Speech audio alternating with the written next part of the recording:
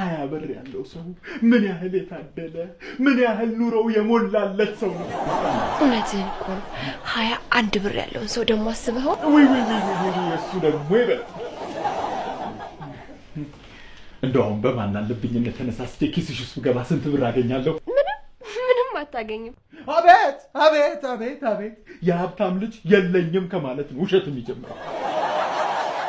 ያጓላ ያድግበትና ድርጅት ሲኖረው ደግሞ የለኝም ብሎ ገቢዎችን ይሸመጥጣል። ያጓላ ገቢዎች ደግሞ እልህ ውስጥ ገብተው እርር ብለው ቁጣቸው ማን ላይ ያሳያሉ? ደሃን በመኮርኮ የሆነች ተዋከ። እሺ የደሃ ልጅስ እንዴት ነው ውሸት የሚጀምረው? ያ ምን የደሃ ልጅ በብዙ መንገድ ውሸትን ይጀምራል። ግን ዋነኛው ወይ ቤት ተገበ በልቼ መጥቻለሁ። ደሃ እኮ በራሳችን ድግስ እንኳን ጠግበን በልተን እንኳን እናውቀው።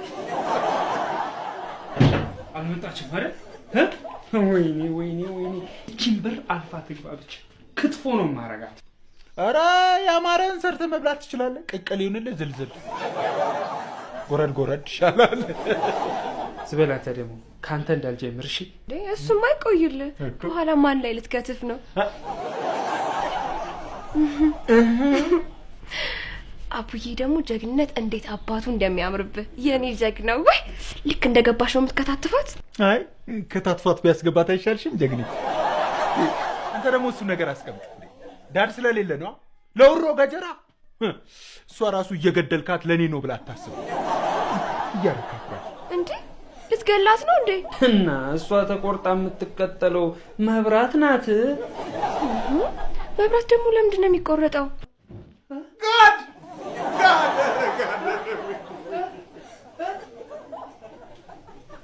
እንደው አሁን ከአንቺ ጋር አንድ ሀገር ላይ ነው የምንኖር። መብራት ሲቆረጥ አይተሽ አታውቂም? አሁን እቺ ሀገሯን ትወዳለች ቢባል ማን ይፈርድባታል? አቤት የሚገርም ነው። አንተ ደግሞ ልታነብ ነው እንዴ? ምን 20 ብር ራሱ እኮ በጽሁፍ ናፈቀኝ። እንደው አምሮት ልወጣ ብዬ ነበር ሳይ ነበር። ይኸው ዋጋውን ራሱ ፈቅፍቀውታል። አንቺ የታባሽ ነው ስትንዘላዘ ያመሸሹ? ነግሬ ነበር እኮ አታምነህም ብዬ ነበር እኮ። የታባሽ ነው ስትንዘላዘ ያመሸሹ? ካልተናገርሽ እቺን በር አልፈሻገቢያትም እንዴ?